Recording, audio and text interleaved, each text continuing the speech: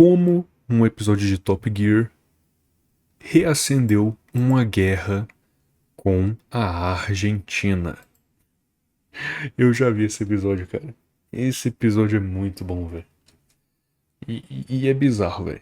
É bizarro porque literalmente tentaram matar os caras do Top Gear. E sem meme, tentaram matar eles. Vamos lá, como um episódio de Top Gear reacendeu uma guerra com a Argentina. Throughout the history of Top Gear, almost every country and stereotype was subject to banter, which resulted in frequent controversies. However, no incident in the show's history was as politically and culturally charged as their Patagonia special in 2014. What began as a 2014 special turned into a diplomatic crisis, leading to violent protests, emergency evacuations, and heated debate. At the heart of this firestorm was a seemingly innocuous number plate, H982FKL. O pior é que os argentinos eles estavam pensando que tipo foi uma forma do Top Gear ofender eles, mas pelo que parece essa era realmente a placa real desse Porsche. A produção do Top Gear só tipo teve muito azar dessa ser a placa, mano.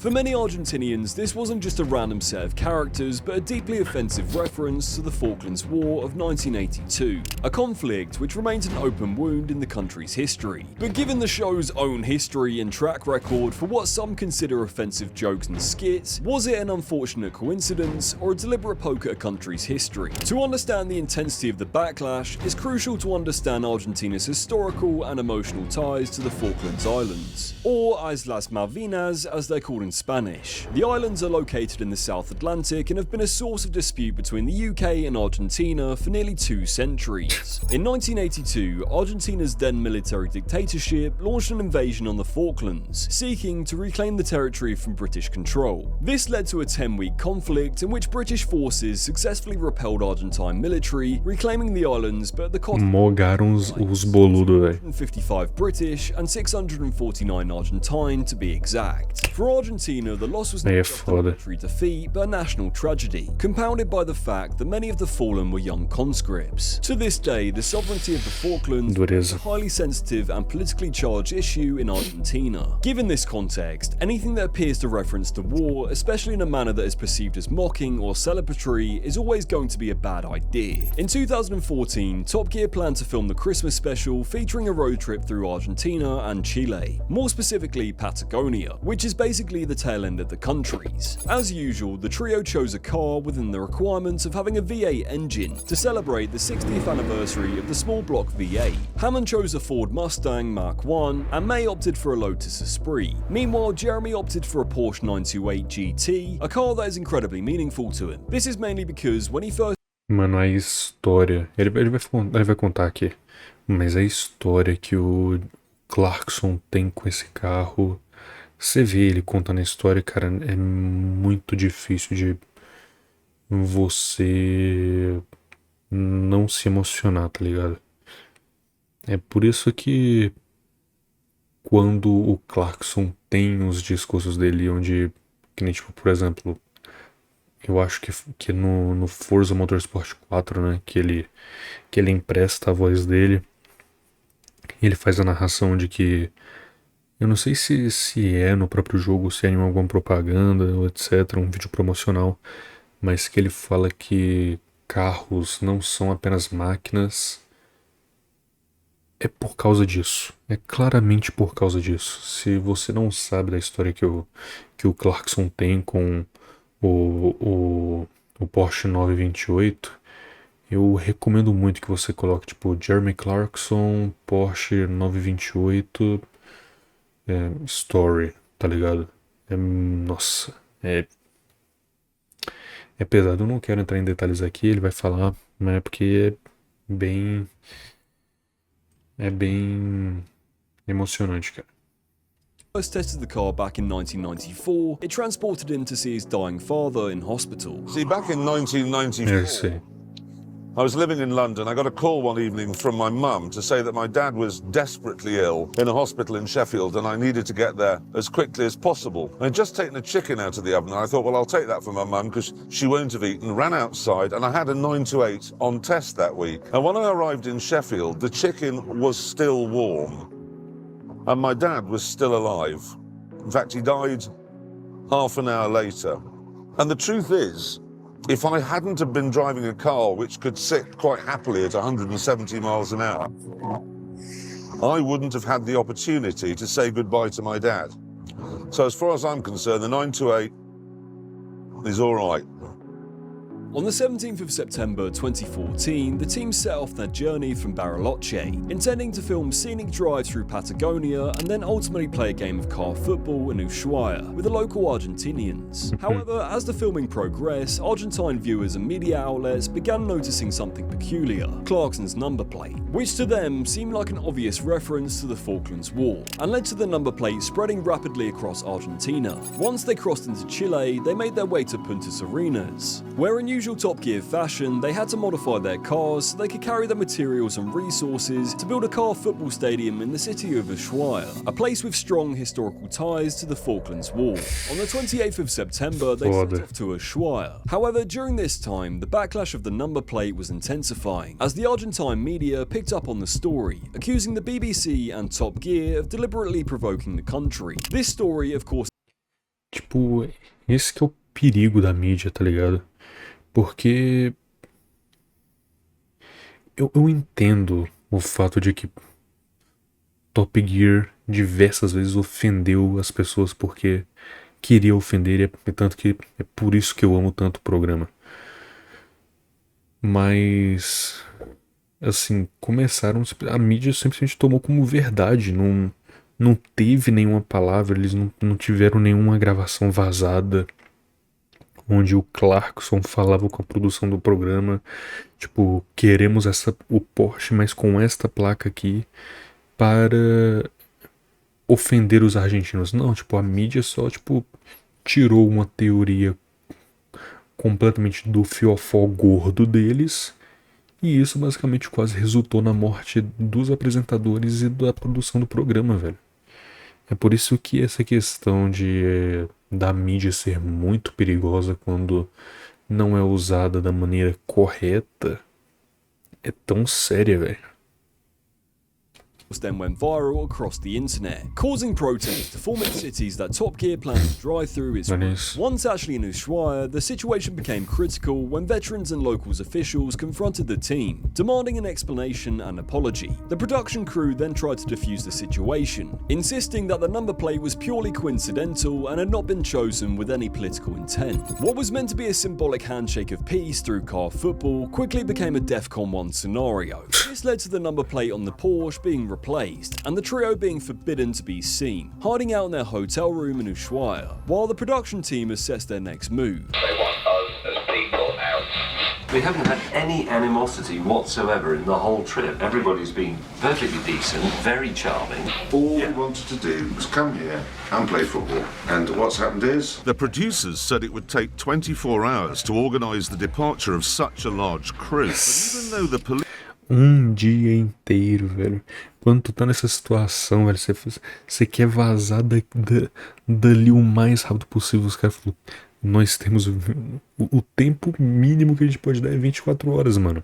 Police were present. The veterans said a mob was on its way. Given an ultimatum by the locals to leave or be skewer meat, Jeremy, James and Richard, along with a few younger female crew members, got a flight to Buenos Aires, where they would then catch a flight back to the UK. The trouble is, we thought that we were the magnet for all that because we're the presenters, and it was whatever this perceived slight was, it must have come from us. So we ran away to the airport. How did you do that? Did you all get in one car and flee? Yeah, to be honest. Obviously, the crew have a huge amount of kit. A lot of it is mounted in the filming cars, the Land Rovers that we use. We hire those locally, but it's a day's work to dismantle. I'm sure it is. all. Yeah, it must be a big support crew you've got. On the 2nd of October, after planning an escape route out of Argentina, the production crew was forced to leave Ushuaia. With 4 tons of equipment loaded into the cars, the 31-strong film crew headed out of the town with a police escort, which would take them 184 miles to the border. Nossa senhora, bicho.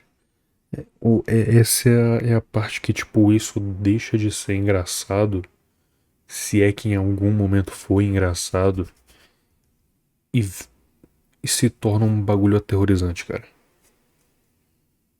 Porque a produção vai ser quase assassinada por causa de uma placa, mano. Que não foi proposital.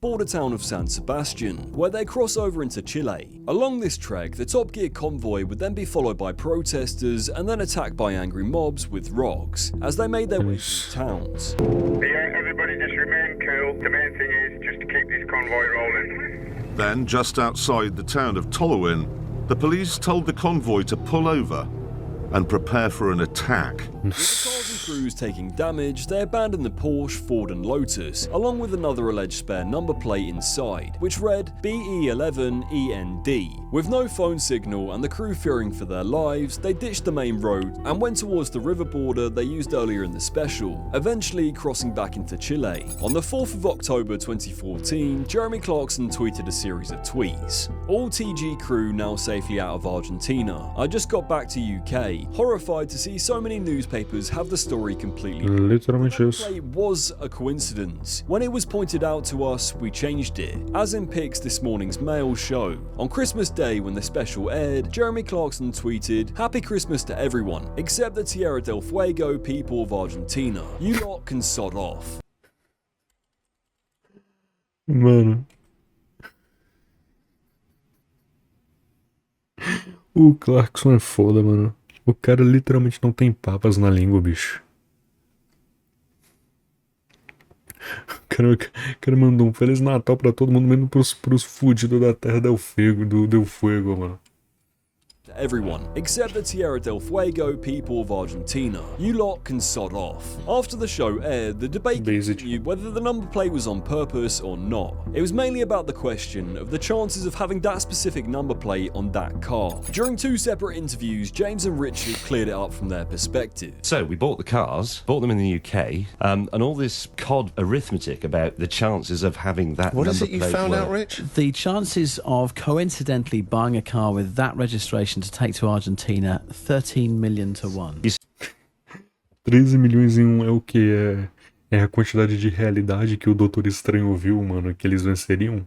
Era 1 em 13 milhões? See, I would contend that that is nonsense, because that is true of any number plate you choose, because they are all. Isso é verdade. That is the point of a number plate. But this one was And particularly unique, though. it's actually meaningless. Now you have to remember, all the cars that we chose are extremely rare. Jeremy wanted a 928 GT. It's a car he's very keen on and has been for a long time, but he wanted the manual, which is a very rare car in Britain in right-hand drive. Now we found two for sale. One of them was considerably better than the other one, which is the one we bought. So in actual fact, because they all wear the registration numbers they've had from new, and there's nothing you can really do about that, the chances of buying that car were actually 1 in 2. But surely because of the meticulous planning that goes into it, someone would have gone, oh, crikey, this is a bit odd. That says that, and we're going to be driving through. I know you're going out to Patagonia, but... I mean, we weren't making a programme about Argentina specifically. We were making a programme about Patagonia, which is Argentina and Chile. We were definitely not going to talk about the Falklands War. The only thing we did acknowledge that we would end up in Ushuaia, where there is a certain amount of resentment towards the British, because that's where the Belgranos sailed from and so on. But we weren't going to mention that. I mean, we do muck about, but we're not going there to mock people about their war casualties or anything like that. Now, the issue with the number plate, we didn't spot. I didn't spot it, and I do crosswords, word games, number games, Because and all the rest as of men, it. you often look at number plates and you try and make letters from them, don't you? And surely someone Or on rude that crew words, must have yes. gone, crikey, we've got to be really careful, we've got to get rid of this number plate. It says... But it doesn't say anything. I don't think it's the number plate that's the issue, really. It's what happened following. Yeah. We were making a film about how great it was because it was gorgeous. And then we got a tweet about a week into a several-week shoot that pointed out that the number plate on one of the cars, you could put down, I mean, you can. I mean, I can see it. Yeah. So we all ran cold. Oh, no, that's bad. Because we were going right down to Ushuaia, right the very south, where there's still feeling about it. I mean, it was a war. People died on both sides. So we thought, oh, God, well, if that's going to cause offence, we'll take it off. Yeah. But that wasn't enough. And then they threw rocks at us and we ran away. On the producer of Top Gear and the Grand Tour, Andy Willman, recently spoke on former Stig, Ben Collins' podcast, where he re-clarified they didn't do it on purpose. We're about to get our f***ing heads kicked in and our lives are going to be in danger, we know that. I mean, obviously Argentina was a really fractious moment. That was the one moment when the crew were looking at me going, did you really do that number plate, genuinely? Because we're about to get our f***ing heads kicked in and our lives are going to be in danger, we know that. All for a silly joke you did. And I was like, we did not do that number plate. Come on. To this day, until the day I die. Come on. On my children. No one really seems to know what exactly happened to the abandoned cars, and although the BBC did attempt to recover all 3 of the cars, they were unsuccessful. It's rumoured that after they were seized by local police, they were put in storage and then destroyed in 2017. This wasn't even the first time in Top Gear history that they had been chased out of borders. In episode 3 of the 9th season, the entire crew were chased by hillbillies out of Alabama's state borders. After writing statements on their car, they knew it would cause aggro in the Deep South. Stuff like NASCAR sucks and man like... Esse aqui foi diferente, mano. Esse aqui foi diferente porque eles literalmente... Eles queriam ofender o pessoal do Alabama. Porque foi o desafio. Foi o desafio de, tipo... Coloque o que pinte no carro do outro, do teu parceiro, coisas ofensivas para tentar, tipo... fazer ele levar um tiro. Esse literalmente era o desafio, tá ligado?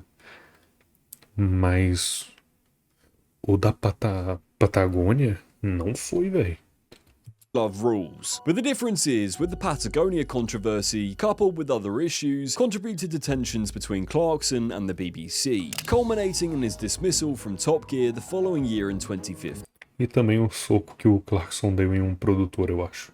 If you want to find out exactly how this happened, you can watch this video that I made. The fact that this TV show was big enough to cause political unrest in a country is pretty crazy in itself, which kind of reiterates the fact how much the BBC has declined. But does Clarkson and Top Gear have a track record of loving history and being slightly offensive? Yes. Have they made previous gags about number plates on Top Gear? Yes. So make of it what you will and come to your own conclusions. Thank you so much for watching this video. It really does... Qual que é a minha conclusão? Foi uma coincidência e os argentinos sempre foram muito sensíveis demais, mano. Essa é a minha conclusão.